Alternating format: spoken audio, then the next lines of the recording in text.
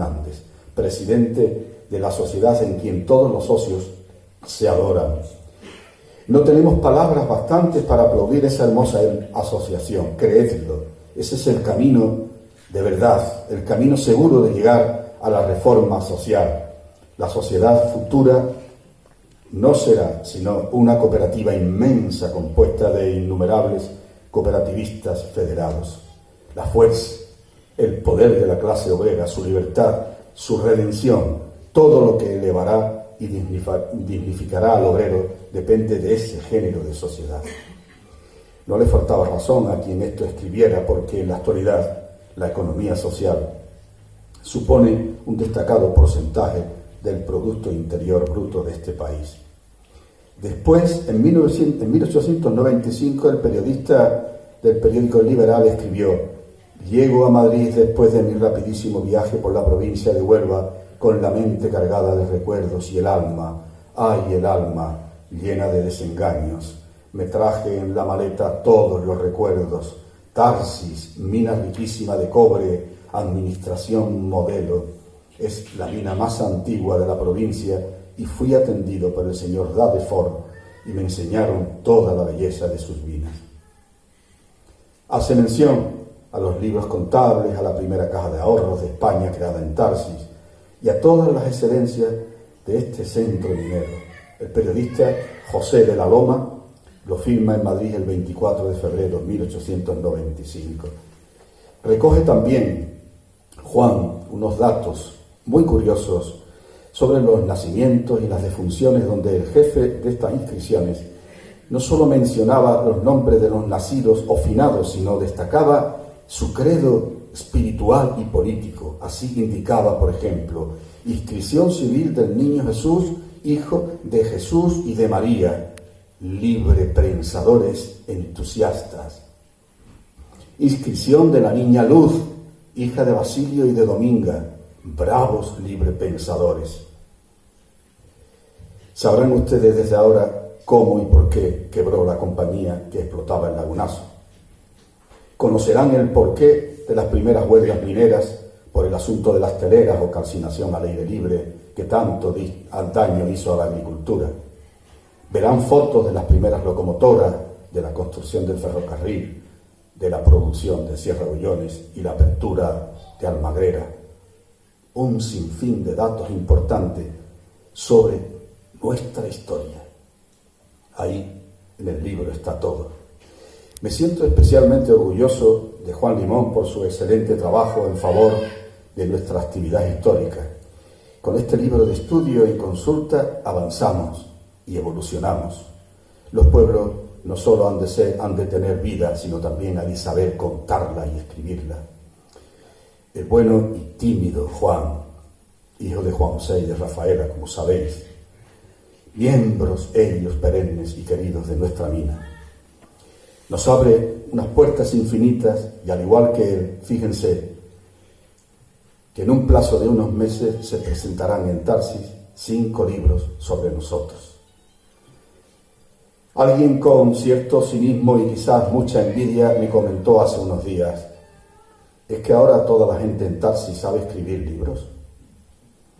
Pues sí, le dije, es señal de que tenemos capacidad para hacerlo y que nuestra sociedad está en plenitud de vida. Y por dentro me dije: aprende de nosotros.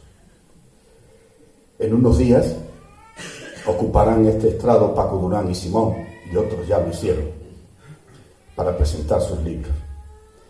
Confiad en quienes escriben, y aunque parezca que están en las nubes, saben lo que hacen y dejan una estela indeleble para Tarsis. Los jardineros nos cuidan las flores, los escritores nos cuidan el alma. Amigo Juan, no te olvides ni siquiera un día de la segunda parte. Lo esperamos con impaciencia. Gracias.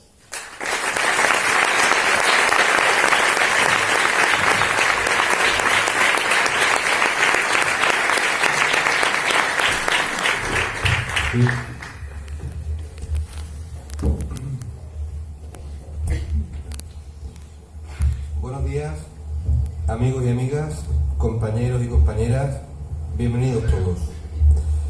Para mí es un honor y una satisfacción personal que nos encontremos hoy reunidos en este acto de presentación del libro Tarsis, Tierra Honda, 1853-1930. La obra está formada por 14 capítulos que desarrollan la extraordinaria historia de Tarsis en este periodo de la época contemporánea. A lo largo del texto abordo numerosos hechos, en la que destacaría dos aspectos básicamente.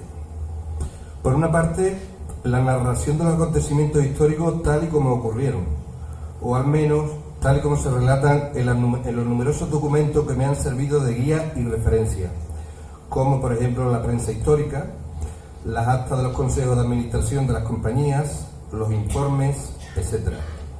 Por otra parte, las opiniones y valoraciones de varios personajes que vivieron los hechos en primera persona, desde los directores de la compañía en distintos periodos, los gobernadores de Huelva, ministros del gobierno, líderes sindicales, periodistas, escritores, hasta las opiniones de los humildes obreros.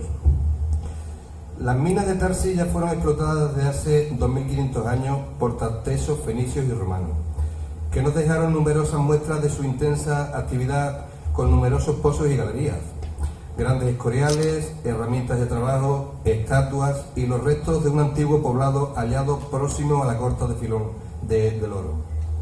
Desde entonces, las minas de Tarsis quedaron abandonadas por los romanos, que las explotaron empleando la mejor tecnología conocida hasta aquel momento, excepto unos pequeños trabajos en un corto periodo del siglo XVI bajo el reinado de Felipe II. Hasta que el año 1849 llegó Luciano Escobar a la Sierra de Tarsis, un técnico de origen sevillano que realizó trabajos de investigación en las antiguas minas y escoriales, con sus pozos y galerías ya abandonadas. Escobar realizó unos planos geológicos y una memoria explicativa y se presentó ante los capitalistas y banqueros más importantes de Huelva, de Sevilla y de Cádiz para solicitar el capital que necesitaba, pero ninguno de ellos confió en su proyecto y regresó decepcionado sin resultado de sus gestiones, a la espera de que pudiera surgir otra oportunidad en el futuro. La guerra de la independencia en España contra Napoleón había quedado devastado al país, que entró en una profunda crisis económica y social que se prolongaría durante todo el siglo XIX. El Estado, en aquel momento, fue incapaz de proporcionar la inversión pública necesaria para reactivar la economía. Sin embargo, España necesitaba una reactivación económica que modernizara el país y atrajese capital extranjero, sobre todo coincidiendo con el desarrollo de la revolución industrial en Europa, primero en Inglaterra y después en otros países como Francia. Luciano Escobar no podía imaginarse que los acontecimientos políticos que ocurrirían en la vecina Francia iban a cambiar el signo de la historia de Tarsis para siempre. En 1848 estalló una revolución en Francia que obligó a abdicar al rey. Se constituyó un gobierno provisional que proclamó la Segunda República Francesa. Uno de cuyos miembros de aquel gobierno era Eugenio Duclerc, presidente de la izquierda republicana francesa y ministro de Finanzas.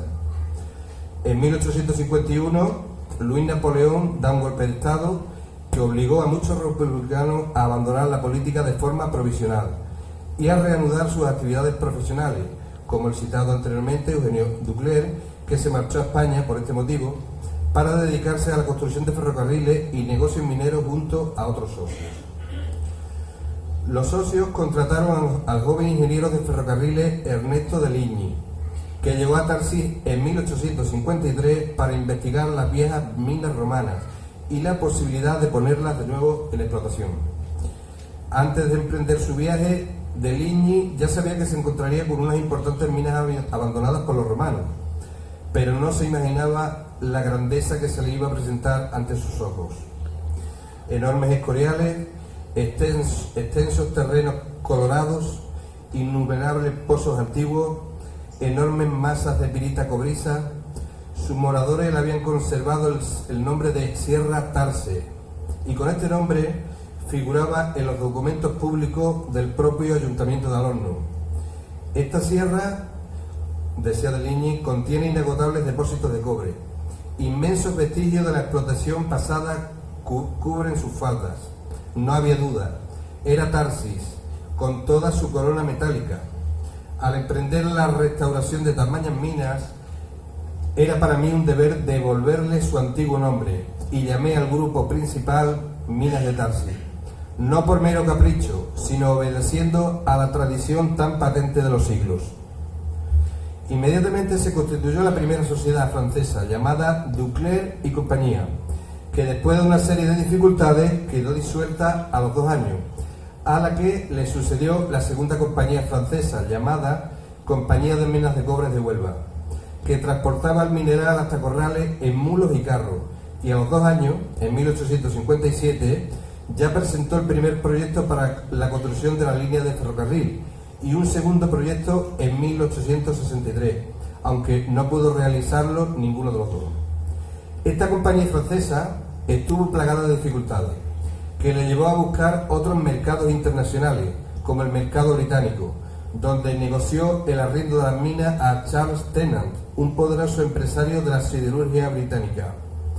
En el año 1866, Charles Tennant y sus socios constituyen Tarsis Sulphur and Copper Company Limited, la sociedad que explotó las minas durante los primeros años, primero en régimen de arrendamiento a los franceses y después, unos años después, en propiedad.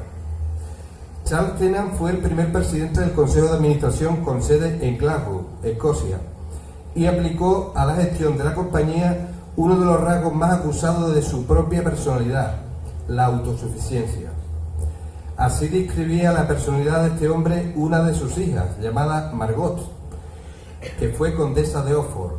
Decía Margot: mi padre vivió su propia felicidad, era sociable, centrado en sí mismo y autosuficiente, el hombre más autosuficiente que jamás he conocido.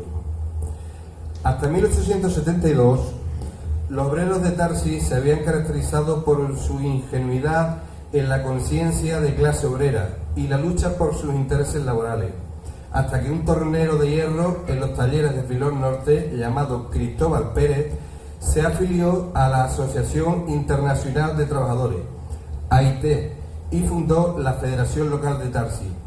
Esto le costó el despido, al que respondieron sus compañeros con una huelga, la primera huelga en la historia de Tarsis.